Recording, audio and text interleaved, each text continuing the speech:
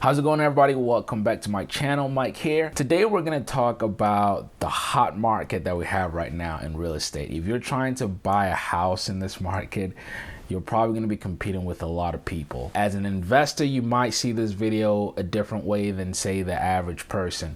But right now, if you are into real estate or you are involved in real estate, either buying or selling, you understand that right now is a great market for investors, for sellers, and those of you who own property that you wanted to get out of, this is the best time to do it. Now, it does probably depend on where you are in the country, and by country I mean the United States. So I'm not speaking for any other country around the world right now, but right now in the US and just about any state that you go to, except for maybe New York or California, the real estate market is crazy. Oh, and before I continue, please go ahead and like this video. If you genuinely enjoy what I'm talking about right now, go ahead and hit the thumbs up button. It really helps me out a lot. Thanks. You wonder, why is it so expensive to buy a house right now if we just went through a pandemic, or we're still going through a pandemic? Depending on who you talk to, right?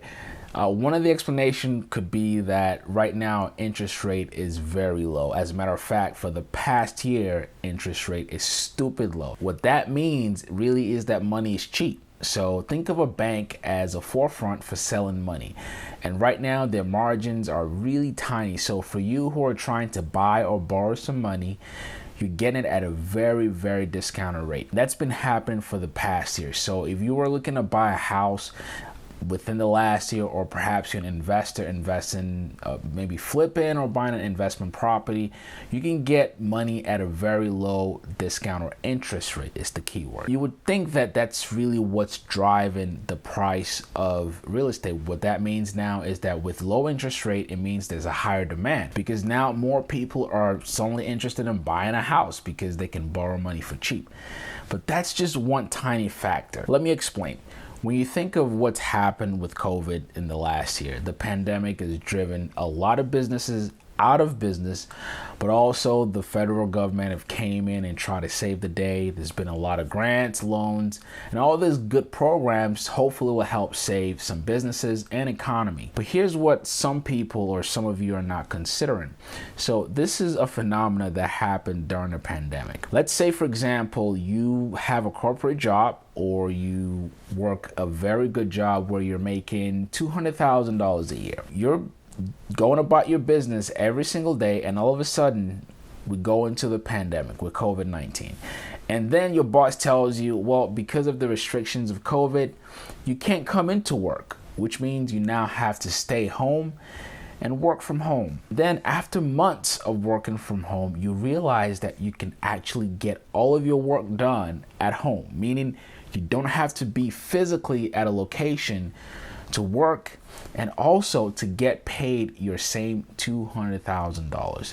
And so a lot of this has been happening all over the country, where you have individuals with good paying jobs are now able to work remotely. So now you have those same individuals and families realizing that they can still keep their good paying job, but they don't have to live in a very expensive city anymore. Imagine if you were living in New York, or say somewhere like California or San Francisco, to be more specific, and you realize that you can actually do all of your work remotely.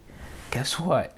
You're gonna move to a better place, a place that's perhaps more affordable. Or you've had in many situations, like even myself, where I wanted to move closer to family members. You now have a lot of people who are living in the big cities or more expensive cities like New York or San Francisco, who are not moving outward, either towards the middle of the country or further south if you're in the East Coast, or you're moving closer to the coastal areas where you have better weather all around, and you're really paying a fraction for a house than you would pay in, say, somewhere like New York. Also, you have states like Florida where there's no state tax, and so you have tax benefits also the more you're moving outside of bigger cities, where you have basically your living expenses become cheaper and cheaper, but you're still making the same amount of money that you were making living in the more expensive city. This one factor, I think, is one of the biggest drivers of all the movement that you're seeing right now in the real estate market,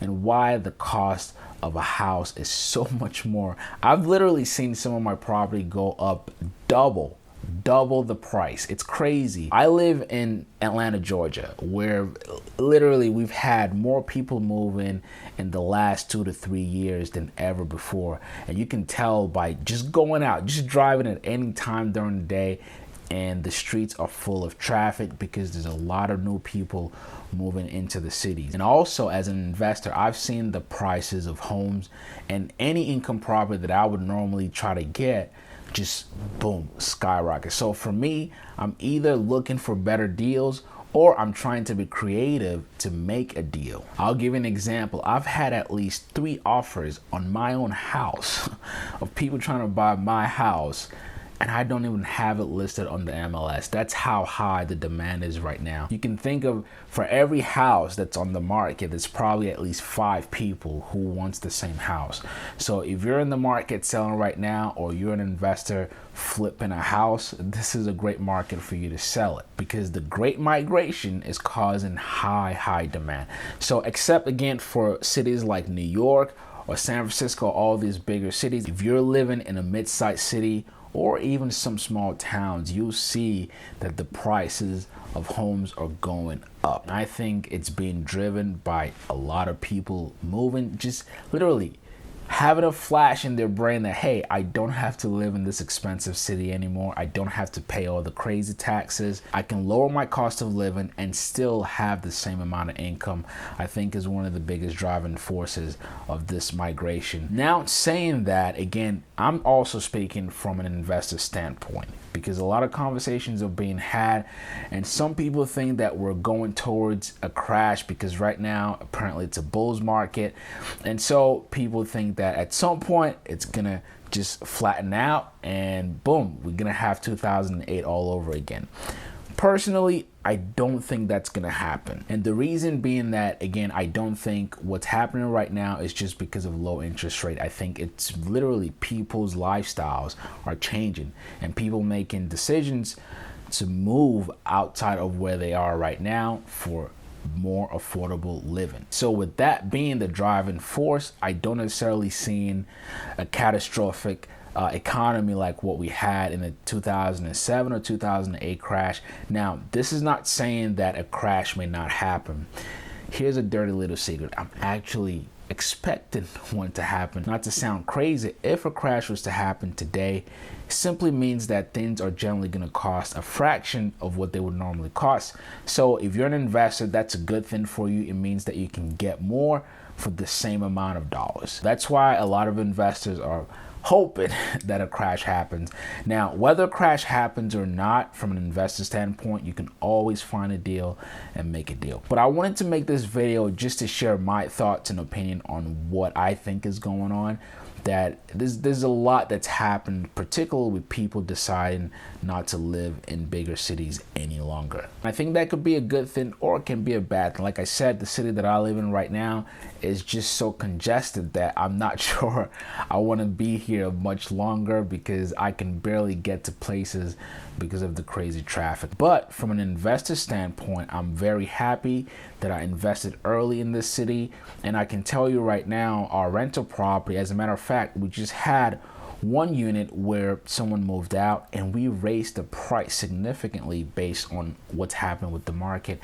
And the same day we had our listing on the MLS, we had 10 inquiries and 4 applications. That's never happened before the end of the day. So that's how crazy hot the market is right now. People simply need a place to live. There's a high demand for living right now.